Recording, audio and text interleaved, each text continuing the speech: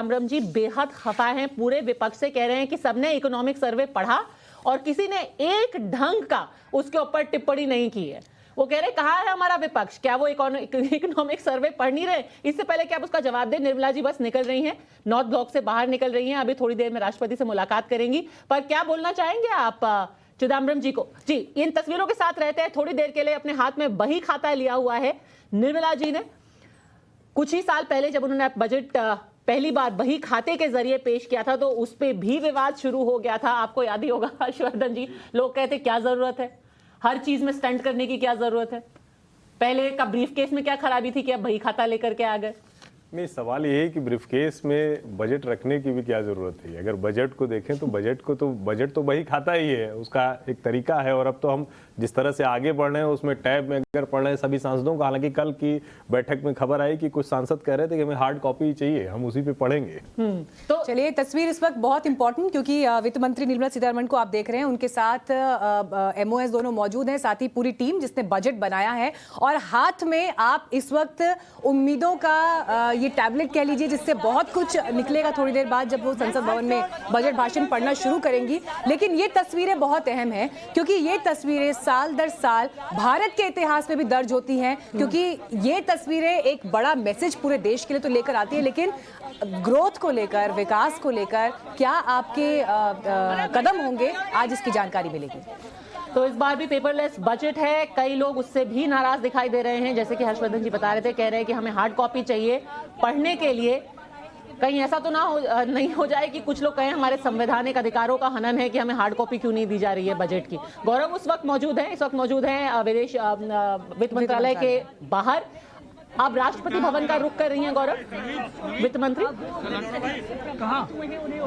बिल्कुल, देखिए निर्मला सीतारमण का काफिला इस वक्त निकल रहा है और अब पीछे पीछे MOS फाइनेंस जो है उन दोनों की गाड़ियां और इसके पीछे जो अधिकारी हैं, तो राष्ट्रपति भवन की तरफ जो है निर्मला सीतारमण का भी जो काफिला है वो इस वक्त बढ़ता हुआ नजर आ रहा है। और ये तस्वीरें इस वक्त हम वित्त मंत्रालय के बाहर से दिखा रहे हैं लगातार। और अब यहाँ से ये जो गाड़ियां घूम कर निकल रही हैं वो सीधा राष्ट्रपति भवन, जो कि चंद कदमों की दूरी पर है, यानी कि करीब 50 कदमों की दूरी पर है। और जैसा कि अभी बिल्कुल जो जानकारी दी गई कि जो कंसोलिडेटेड फंड होता है भारत का, उसके जो पूरे हेड होते हैं वो राष्ट्रपति होते हैं, तो उनसे जो है संस्तुति ली जाएगी। और एक बार ये तस्वीरें हम दिखा रहे हैं, गाड़ियां जो है लगातार यहाँ से निकल रही है, ये काफिला हम लगातार दिखा रहे हैं किस तरीके से निकल रहा है। तो ये हर साल की तस्वीर है और ये देखिए किस तरीके से ये सारी गाड़ियां, ये सारे अधिकारी वित्त मंत्रालय के इस वक्त आपको यहाँ पर जाते हुए नजर आ रहे होंगे।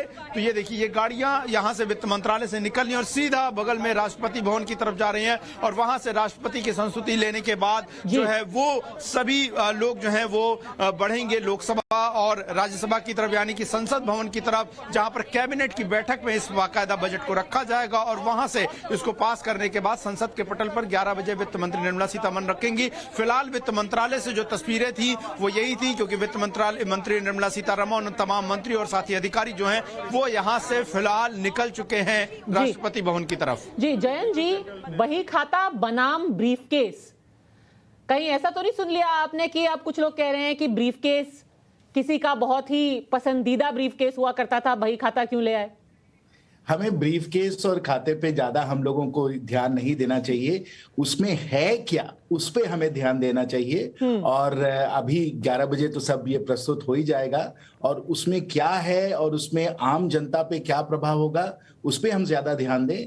वो मुझे लगता है देश के लिए अहम है, देश के लिए महत्वपूर्ण है। बिल्कुल। जयंत जी, एक सवाल मैं आपसे यहाँ पर लेना चाहूंगी। देखिए 2017 में भी, क्योंकि जब बजट पेश किया गया तो विपक्ष तो उस समय सुप्रीम कोर्ट पहुंच गया था शिकायत लेकर कि चुनावी राज्यों को भी प्रभावित करने की बजट में कोशिश थी, लेकिन चुनाव आयोग ने भी 2017 में निर्देश दिए कि वोटर्स को प्रभावित करने वाली घोषणा ना हो और चुनावी राज्यों से जुड़ी हुई केंद्र सरकार की उपलब्धियों का जिक्र ना हो।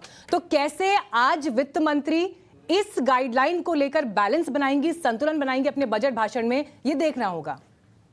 वो हर बार ही होता है, क्योंकि आपको मालूम है कि जब भी बजट प्रस्तुत होता है तो कहीं ना कहीं किसी राज्य में चुनाव चाहे हो चुके होंगे या होने वाले होंगे, तो ये तो एक निरंतर एक प्रक्रिया चुनावों की चलती रहती है। लेकिन बजट में जो हम लोग कोशिश करते हैं, बजट में जो प्रयास होता है कि हम ऐसी योजनाएं निकालें जो देश भर में लागू हों और हर व्यक्ति को इससे लाभ मिले। तो इसलिए ऐसा नहीं है कि किसी एक राज्य के लिए बजट बनाया जाता है या 2 राज्यों के लिए बजट बनाया जाता है। बजट देश के लिए बनाया जाता है और जी। देश के लिए योजनाएं हम लोग तैयार करते हैं।